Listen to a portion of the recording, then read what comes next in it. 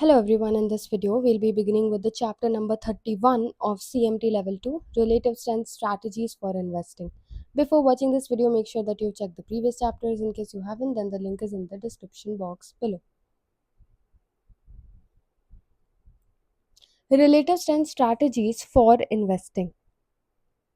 So here we are going to see various sorts of strategies which are going to be based on the relative strength.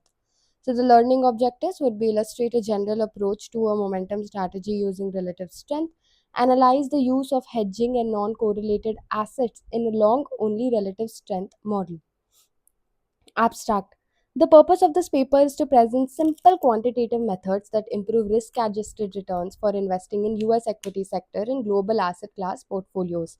A relative strength model is tested on the French pharma US equity sector data back to the 1920s that results in increased absolute returns with equity-like risk. The relative strength portfolios outperform the buy and hold benchmark in a trend following parameter to dynamically hedge the portfolio decreases both volatility and drawdown. The relative strength model is then tested across a portfolio of global asset classes with supporting results. So, in case you are still confused between absolute returns and relative returns, I'll quickly show you absolute returns. So, look at the definition. Absolute return is the percent amount that an asset rises or declines in value in a given period. And when we talk about relative return, it is basically return on an asset or investment achieves over a period of time compared to a benchmark. So relative is in relation to a particular thing. Momentum. So we have already seen an entire chapter on momentum oscillators, right? So you clearly know what momentum is. It is the rate of change, right? In which time is also taken into account and not just the price changes. Momentum based strategies in which we group both trend following and relative strength techniques have been applied as investment strategies over a century. Momentum has been one of the most widely discussed and researched investment strategies. Some academics would prefer the term anomaly. This paper is not an attempt to summarize the momentum literature. There are numerous sources that have done, right? So you can look at these sources if anybody is interested to know the momentum based investing papers on a deeper level, then you can search these. Nor is this paper an attempt to publish an original and unique method for momentum investing. Similar systems and techniques to those that follow in this paper have been utilized for decades. Rather, our intent is to describe some simple methods that an everyday investor can use to implement momentum models in trading. The focus is on practitioner with real world applicability. Now, let's talk about what data really is. This research report utilizes the French farm. This research report utilizes the French Pharma CSRP data library since it has the longest history and it's widely relied upon and accepted in the research community. Specifically, we are using 10 industry portfolios with monthly returns from July 1926 through December 2009, encompassing over 8 decades of US equity sector returns. Our study begins in 1928 since a year is needed for a ranking period. We utilize the value weighted groupings rather than the realistic equal weighted portfolios in the sectors described below. So, we are going to see the consumer non durables, consumer durables, manufacturing, energy, technology, telecommunication, shops, health, and other utilities. Let's talk about the sector returns. In the United States, the 20th century experienced strong returns for an equity investor. So you can look at the CAGR if you want to, and you can see that very good returns, about 10% each, was given. So if you see the maximum returns, then you can see it's about 70%, 84%, 74, 85, and 90%. So you can see that the total returns were extremely on the positive level, and whoever has invested in the 20th century have been enjoying a very nice return. For comparison, we have included a portfolio that is equal weighted among the 10 sectors rebalanced monthly as well as the S&P 500. Investors received strong returns for equities, but they were not without risk. Volatility and massive drawdowns were also experienced in the given period, right? Like even if you look at the chart, so you can see that it's nearly straight, but it's really not like a straight line, right? It went up, came down, went up, came down, went up, came down, and kept experiencing like a lot of drawdown in the middle. So it's not just something where you were having absolutely no drawdown, you were having drawdown. Okay, we will examine a method of momentum investing, specifically relative strength. So now first thing is known as the ranking. So each month the 10 sectors are ranked on trailing total return including dividends. Okay. So after you rank the sectors based on the total dividend, you are going to use varying periods of measurement ranging from 1 to 12 months as well as a combination of multiple months. For example, if we are examining relative strength or at the 1 month interval on December 31st, 2009, we would simply sort the 10 sectors by the prior month total returns including dividends. For the 3 month period, we would sort the 10 sectors by their 3 months total returns including dividends. So, first step is basically ranking on the basis of their 3 months and on the basis of their dividends as well. Now, let's see what the buying rule is. The system invests in the top X sectors. For top 1, the system is 100% invested in the top ranked sector. For top 2, the system is 50% invested in each of the top 2 sectors. For top 3, the system is 33% invested in each of the top 3 sectors. So you can see that the risk is less when it goes below in the ranking. What is the sell rule? Since the system is a simple ranking, the top X sectors are held, and if a sector falls out of the top X sectors, it is sold at a monthly rebalance and replaced with the sector in the top X. All entry and exit prices are on the day of the signal at the close. All entry and exit prices are on the day of the signal at the close. The model is only updated once a month on the last day of the month. Price fluctuation during the rest of the month are ignored. So buying and selling everything is done on the last month only.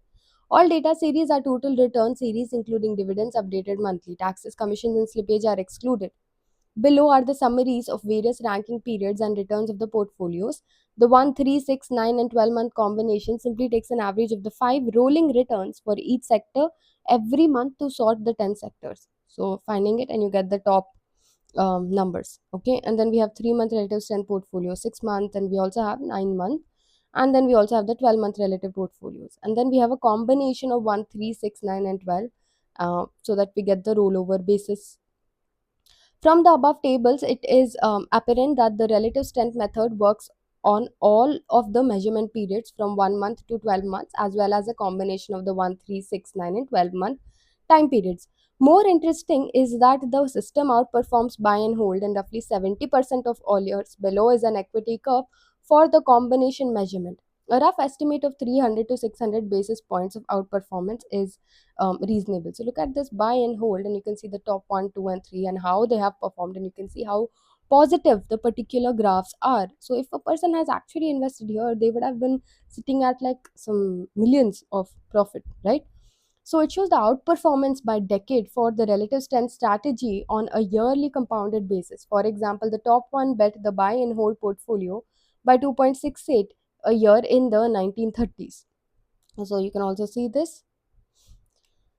Solutions to the drawbacks of relative strength systems. The biggest drawback of a relative strength system is that the portfolio is long only, so which means that no short positions are taken into account and fully investors, thus leaving the portfolio exposed to the risks of that particular asset beta. In this case, the investor is exposed primarily to the US stock risk. This detail can be seen in the volatility and drawdowns of all portfolios. There are two possible solutions to control the losses, right? So, let's say if we have hedging or if we have adding non correlated asset classes, like we have discussed in the earlier chapters, like we saw in the intermarket analysis chapters. What if we have stocks from the commodities sector, or if we have some sort of currencies in our portfolio, or maybe if we could have some um, something which is not related to the US equities, then in that case it would be better for us, right? We will be having less exposure of capital, less exposure to the risk. The first solution is hedging, either moving to cash or hedging with shorts, right? Hedging can be done on a sector basis or on a portfolio wide asset class basis. An investor could utilize a static hedge that always hedges a percentage of the portfolio, or possibly the entire portfolio, market neutral. The hedging technique has the drawback of hedging the portfolio when the market is appreciating, but also protects against all declines and shocks. I'm not getting into the detail because I'm sure you all know what hedging is. We've gone across what hedging is over like many chapters in this level as well as the previous level. So obviously you can make some money, or you can hedge your positions by taking an opposite position during the times of drawdowns. Another hedging option is a dynamic hedging technique that attempts to hedge when conditions are more favorable to market declines. Consistent with research we published in this using long term moving average to hedge a portfolio return in a reduction in volatility and drawdown versus buy and hold. So you can see that you have to use some sort of hedging method in order to um, get better returns or maybe protect yourself from the losses. By adding the dynamic hedge, most portfolio preserve their returns, although the top 1% takes a 150 basis points hit, but have the added benefit of reduced volatility and drawdowns. With an approximate of 40 to 50% drawdown is still large, it is more tolerable than having a drawdown which is like 70 to 80%. So the first thing was hedging, which we saw. Now the second solution is addition of non-correlated asset classes. The second possible solution to the drawback of a single asset class exposure inherent in the US sector rotation strategy is to add non-correlated global asset classes to the portfolio. Just as we have demonstrated above that a momentum strategy works in US equity sectors, so momentum strategy also works across the global asset classes.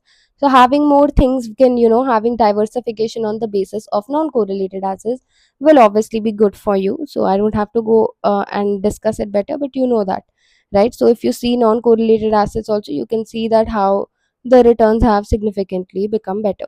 Now again, you can pause and you can look at the data if you are interested.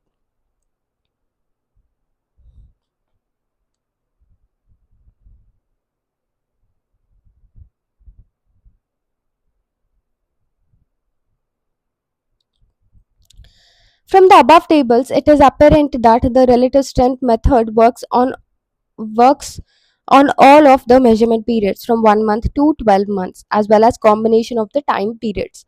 More interesting is that the system outperforms buy and hold in roughly 70% of all the years.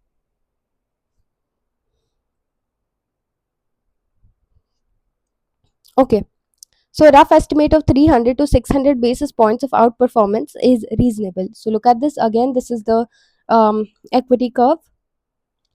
What about combination both solution?